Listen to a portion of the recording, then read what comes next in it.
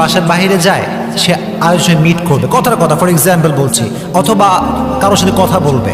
So আপনি দেখবেন যখনই সে আপনার সবাইকে খুব ফলো করছে, কখন আপনি আসবেন, কখন আপনি যাবেন, বারবার ফোন দিচ্ছে কখন তুমি আসবা, এটা যে অলওয়েজ পরকীয়ার নিদর্শন তা কিন্তু নয়। বাকি এটা একটা বেসিক একটি সাইন হতে পারে যে আপনার হয়তোবা জীবন সঙ্গিনী পরকীয়া আসক্ত আছে। এটা এক নম্বর কারণ।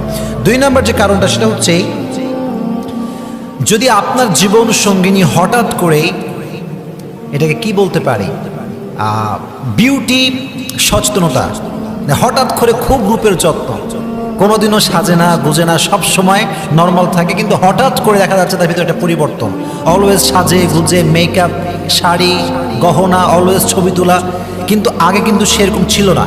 আর সে যে সাজতে, সেটা আপনার জন্য না, আপনার প্রতি তার কোনো অ্যাট্রাকশন নাই।